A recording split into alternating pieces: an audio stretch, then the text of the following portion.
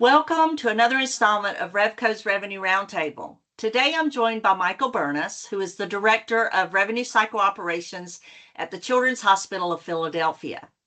Today's conversation explores how forward-thinking healthcare organizations are strengthening the future of revenue cycle leadership by investing in both emerging talent through structured fellowship programs and the continued growth of internal leaders, all while driving meaningful operational and strategic impact across the revenue cycle. Michael channels nearly 25 years of hospital experience into building agile, patient-centric revenue cycle frameworks at CHOP. A second-generation Filipino-American, he started as a bioengineering technician while completing a BS in biomedical engineering, then earned an MHA and completed a lean process improvement focused administrative fellowship at Advocate Healthcare.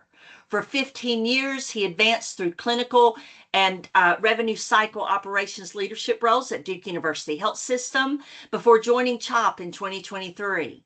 In his current role, he leads a team that brings strategic and business operations improvement and enablement to revenue cycle operations with the goal of creating a revenue cycle center of excellence in children's healthcare. So let's just jump right into our conversation today, Michael. That's And great. Thank welcome you. again. It's Thank good you. to have you. So how was the Revenue Cycle Fellowship Program established at CHOP, and what gap was it designed to solve, actually? Good question. The Revenue Cycle Fellowship Program at CHOP here was intentionally created to address a very real gap we were seeing across healthcare, a lack of early career leaders with end-to-end revenue cycle understanding. There's no health organizational or college degree in revenue cycle that really produces leaders like this. So we really have to focus internally and recruit those leaders who are young, bright, interested.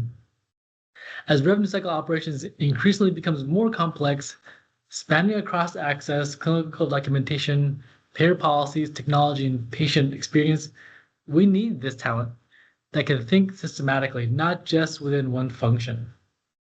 The program was designed as a sustainable talent pipeline with revenue cycle operations, one that develops leaders who understand how decisions at one point in the cycle impacts the financial performance, compliance, and patient experience downstream. From the start, the goal was not just to educate, but readiness, preparing fellows to step into high impact roles upon completion of the program. So what stands out to me is that this program wasn't built simply to fill positions. It was designed to intentionally develop future revenue cycle leaders who understand the entire ecosystem and attracting the right people from the very beginning. Right. So what does the candidate journey look like from interest to application? Yeah, the candidate journey is intentionally transparent for us and structured. Prospective fellows typically find the program through national administrative fellowship networks like ACHE.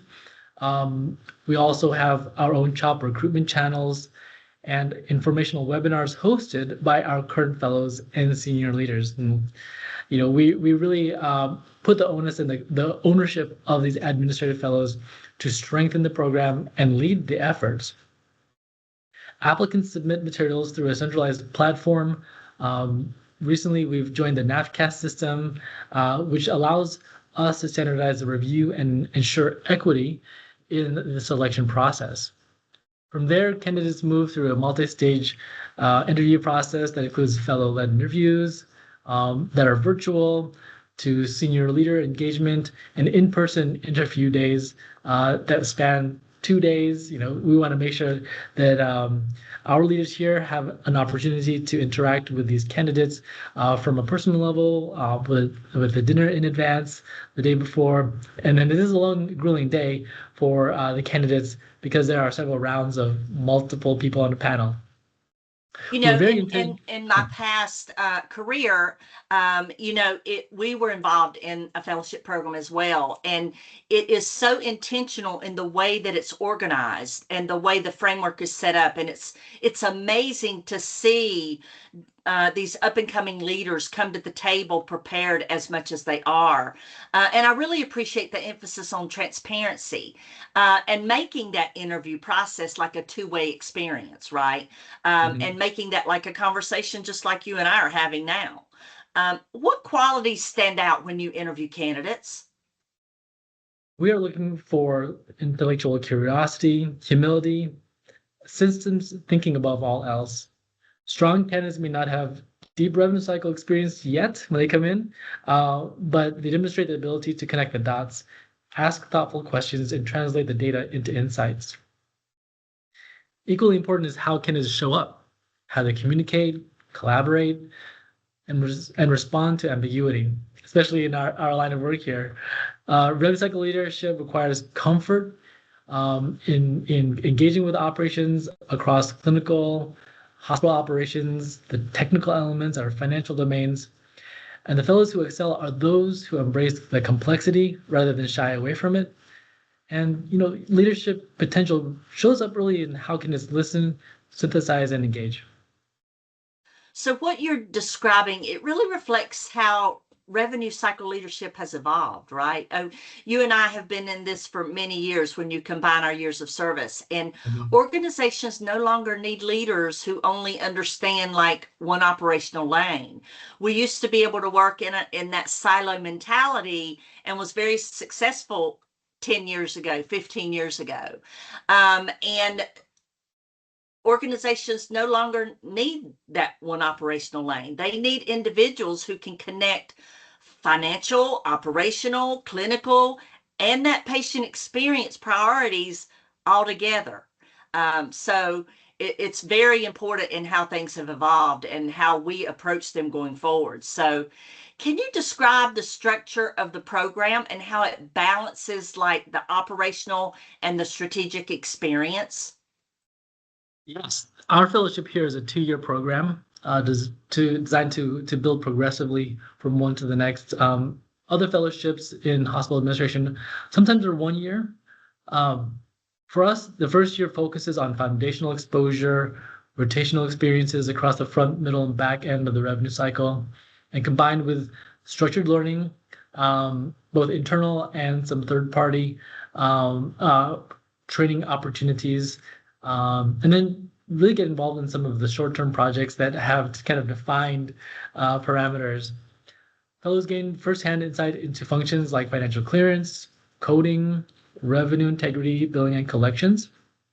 Again, really to get that broad view of how everything is connected. In year 2, the program pivots from observation to project ownership. Fellows lead long-term initiatives often tied directly to enterprise priorities, transformation efforts, or executive level assignments. And throughout both years, fellows are regularly engaging with senior leadership, governance forums, and cross-functional teams to ensure they're building both operational fluency, leadership skills, and strategic judgment. And an important part is also they are able to connect with our clinical operations teams and really get the full picture. And having both the finance and the clinical operations perspectives are really, really important and really advantageous for us as a hosting institution, as well as for the admin fellow themselves. That's what I found to be the most advantageous too, was in that 2-year program, not only the fellows, but the leaders combined across all of these operational areas engage with these fellows. It also allowed the opportunity to bring different teams together with those contingent leaders of the future to also help improve operational efficiencies within multiple departments, but that may not be where the interest lies from that particular fellow. But we found so much advantageous support. And not only that, but our own leaders internally were able to help others, right? So you find that these leaders come together with the fellowship leaders and they enhance each other's abilities from what the fellows know from coming external into the organization and the historical knowledge that leaders internally have. You really need a combination of both to be successful. And I found that, in my past with the fellowship program, both of those are needed. And I found that helps make it more successful as well. So, with your background and what you're doing with your fellowship leadership teams, can you share an accomplishment led by a fellow that had measurable impact in your world? Yes, yes. Um, just a quick note on the quality and caliber of the administrative fellows that come in. It has become a competitive process these days. In revenue cycle, it is more of a niche type of administrative fellowship program, but the ones who want to be in the space are really dedicated and very interested and hungry to learn and hungry to deliver. So several of the fellows that have delivered meaningful and measurable impact here, particularly areas like digital enablement, revenue integrity, and executive reporting. One strong example is a fellow-led work supporting revenue cycle digital roadmaps, our AI and bot technology implementation, and really develop the intake standardization process, bringing structure to how initiatives are scoped, how they're prioritized, and how they're governed.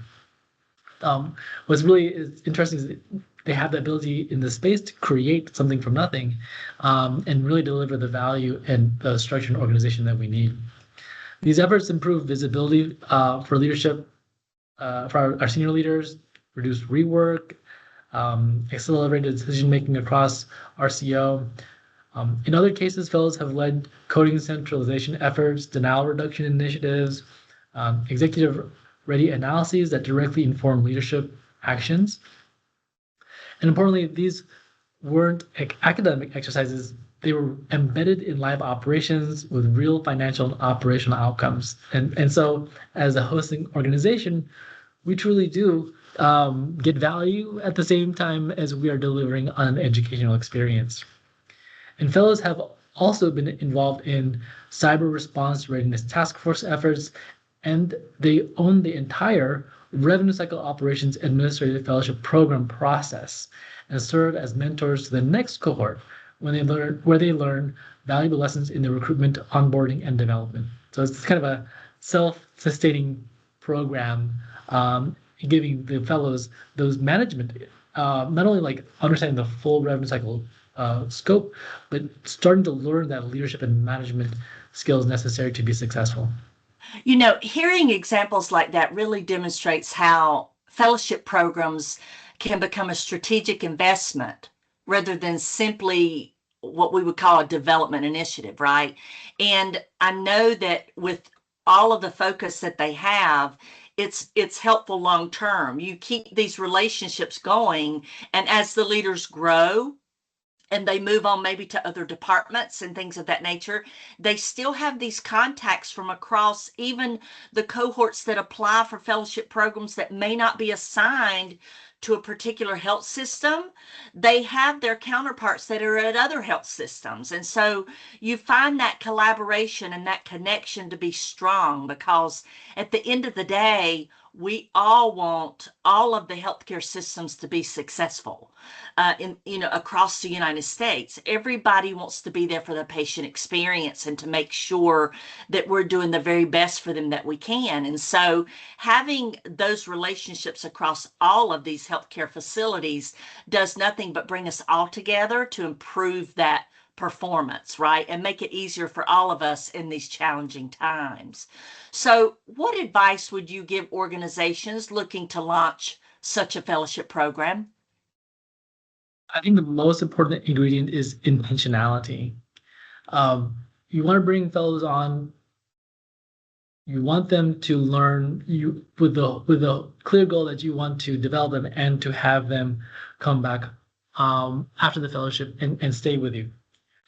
The fellowship program needs clear sponsorship, defined outcomes, and real work, not just shadowing roles or side projects.